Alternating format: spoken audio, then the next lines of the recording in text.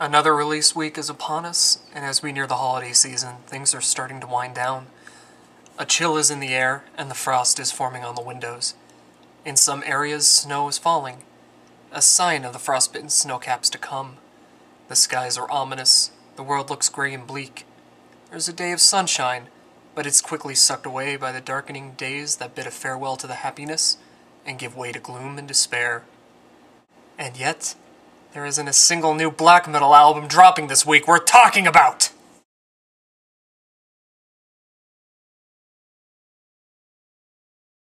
While there doesn't seem to be any decent black metal dropping this week, at least that I had available for review purposes, there are a good deal of Doom-related albums still worth talking about that do kind of fit into the fall theme. But first, a bit of a disclaimer. I will not be addressing the new Death Clock album in this video. Unfortunately, I was not able to secure a review copy at the time of making the video, and I didn't get to see any of the past 2 seasons on Adult Swim to even comment or predict on what the album will possibly sound like, or if it'll be any good. I'm anxious to hear it myself, and if need be, I intend to grab a copy from the store and have a review posted sometime later in the week at my site, apox.net, and we'll try to address the album in next week's video as well. But with a strong focus on doom metal or the related styles this week, let's start things off with the worst album I sat through this week, which is the second album by Obelisk, titled White Lightning. I'm quite fond of many bands that Exile on Mainstream Records has put out in the past. They are an interesting label out of Germany that does try to incorporate some more unique groups to their roster, and I respect the hell out of them for that. I also respect Obelisk in the same manner, trying to do something different. The group is largely a psychedelic doom and stoner metal band, but it can sometimes dabble in drone too. With that interesting style, I was antsy to hear it. In fact, I started my week off with this one, but halfway through shut it off and saved it for last. It didn't help. White Lightning wasn't necessarily a bad effort, as it was a horrible choice in sound. You can hear the potential with every spin, but you just get bored of the music really fast. The distortions are often mild and bland, clearly trying to give a psychedelic stoner rock presence, but mixed with a slow doom metal pace. This doesn't work with the simpler riffs, even in a droning fashion. The drums are okay for the most part, as are the vocals, but that's about all the positivity I can say towards the way the music sounds. I found myself struggling to make it through start to finish with each spin. The Enochian keys was one of the roughest, though. It doesn't benefit from the overall heavy sound thanks to the simpler chords, how boring it sounds from it, and how equally simple the drums are when just being thrown in.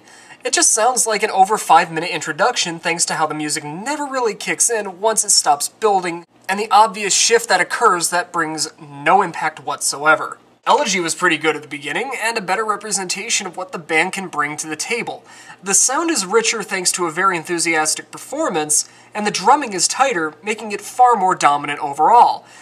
But as you reach the end, things slow down and keep doing so, leaving large gaps in the audio, with instruments losing their power to blend distortions and a gradually fading effect to focus on some drone elements. Some clean chords do kick in later, but even that and the Hitchcockian atmosphere they bring weren't enough to pull me back in at all, only pushing me away further with the obnoxiously loud guitar feedback. But there were 2 songs I really loved on this one. Mount Nisa is a slower offering with a deeper, heavier sound overall. The guitar distortion is a lot stronger as well, and the clean singing has a subtle ritualistic harmonization complemented with layered background singing or screaming.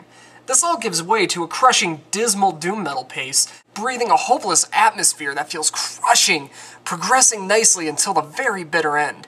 An amphetamine animal also grabbed my attention, though the opening nearly had me zoning out due to how it fits with the rest of the bland material. Once it picked up, there was some additional complexity that made it a stronger performance right off the bat, and there also was a laid-back vibe to it that you could easily kick back and get lost in. But if you need to hear anything off the album to understand the potential of Obelisk, it's Invocation to the Old Ones. The introduction is incredibly long, eating up half the length and giving it a slight space rock vibe, but once the song hits, which was only actually about 4 minutes, you're hit with some of the most impressive and crushing material the album has to offer. The louder nature also pushed the vocals further into the background, which didn't seem that big a loss overall given the quality of the music. This was one of the albums I was fine with hearing once, but man, did I not want to go through it another 5 times to get the review done. So much of the album felt like a chore sitting through, with how mild the music was. Chances are this one will be available to stream somewhere after its release, or someone will load it to YouTube, citing fair use to promote it. So if you want to hear it and judge it for yourself, keep an eye out. I couldn't get into a lot of it, but if this is your thing, you may enjoy it a lot more than I did. With the worst of them out of the way, I want to dive into the most impressive of them all this week, which would be the latest My Dying Bride album, A Map of All Our Failures. Of all the albums to drop this week, this is by far my favorite of the bunch, and the one I was the most anxious to hear. My Dying Bride is among one of my favorite bands of all time, and the fact that I had the chance to hear their 2011 EP, The Bargest of Whitby, and the Eventa compilation prior, before they hit the shelves, was an honor for me. So when I saw their 12th album, A Map of All Our Failures, in my inbox, I couldn't resist diving right into it. There was a total of 8 tracks, which spanned over an hour of gothic doom metal. I was immediately aware of the audio, which sounded great, but didn't quite have the bite that I was looking for. It did work with the atmosphere, though. There are plenty of fantastic songs on the album, and I rarely walked away without a positive comment. Kneel Till Doomsday is a superb love letter to the early doom metal days, and really was one of the songs that stuck out the most to me. It's a little lighter than others, but the drumming really gave it a little extra bite. But it was the chorus that really won me over with its powerful, enthusiastic vocal performance with a catchy as all hell rhythm. The only part that threw me was the faster section that erupts later on, as it fits conceptually, but outside that, it really doesn't have to be there. Then there's the Porous Waltz. Things started to slow down a bit here, but still carry that early doom sound. The big difference was that it was handled more like it was a memorial, which gave it a very eerie and unsettling atmosphere that many others couldn't capitalize on. It never got too heavy, but I still found myself bobbing my head and singing along, even though I didn't have the lyrics. Basically, I just harmonized and tried to match the words as best as I could with a slight delay, while trying not to embarrass myself too bad in public.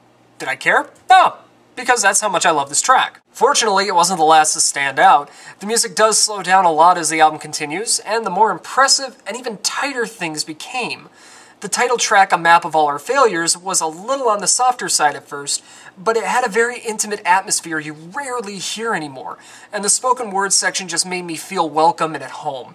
It jumped between that and a richer sound with clean singing a few times before the heaviness kicks back in, and the feeling of marching to my own demise with this as a soundtrack crept right over me. But of all the songs, it was Abandoned as Christ that kind of left me a little off. The song takes a good amount of time to grow and move past the introduction, having to wait a good 2 minutes of going from a single guitar with a simple chord to a richer conclusion around 3 minutes in.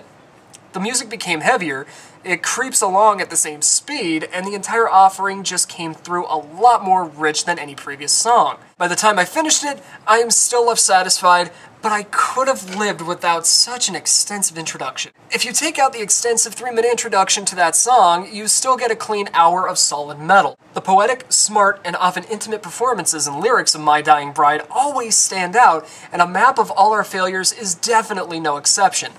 I would recommend this album in a heartbeat to anyone even remotely interested in it, especially if you're just jumping onto the group with this effort. Lacrimosa also have a new album being released this week. Revolution marks the group's 11th full-length album and perhaps one of the most metal-oriented in their career yet.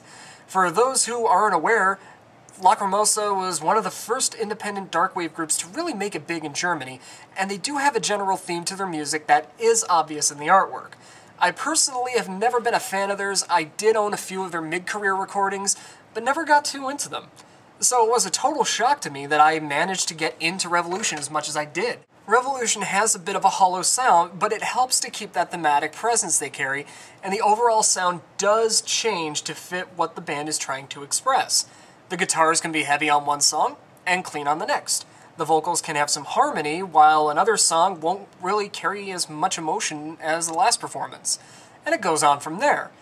The album has a great amount of range in the music, sharing a superb avant-garde gothic metal mixture of heavier tracks, ballads, and even the group's original darkwave sound emerges once more. But there is a distinct division on the album. The first part clearly caters to more of a symphonic gothic metal approach, and the quality to it and the thematic emotions does vary a lot from time to time. Irgendein Arsch ist immer unterwegs kicks the album off with a strong focus on the band's conceptual premise. The main verses weren't really that awe-inspiring, but the chorus really stood out and put it all into perspective thanks to the beautiful performance that gradually becomes glorious and even epic. It made a great introduction to the album, and I was ready to take it on. Verloren stood out as one of the strongest offerings the first part had in store for me. The infectious rhythm of the music had a bit of an eccentric trait that was carried through the Carnival-esque keyboards with a modern electronic trait. It was easy to get into and let the performance carry me away, though it didn't have much energy outside the vocals, which really stole the show this time around. However, it was As the World Stood Still for a Day that really seemed to get it right. It introduced female vocals into the mix that I wish appeared again at some point. The gorgeous performance really fit the commanding music and superb drumming to make it a more addicting track, while also one of the most accessible. While Verloren is one of the best, this is easily the most memorable song, and left me singing the chorus when I didn't even have the album playing. It's around This Is the Night when things change up and the group goes deeper into the carnival theme. The music to this song is simply fantastic, bringing some of the most vibrant material forward that the album has to offer. Unfortunately, the opening vocals don't match the music when it picks up, and especially when it ends, destroying the rhythm entirely and making me want to run out and just punch something out of total frustration. There was now a gaping hole in one of my walls of the apartment that I have named Lacrimosa. I love the amount of variety this album had, and there were many songs that either were passionate and moving, or had me believing it was the olden days of the German carnival. The mixture of gothic rock and metal with some symphonic elements were great, though Revolution, the title track and not the entire album itself, didn't really have much of an impact on me with the dark wave that was present. Unfortunately, I didn't find anything too memorable about it, but I've never been too big a fan of the dark wave sound in the first place.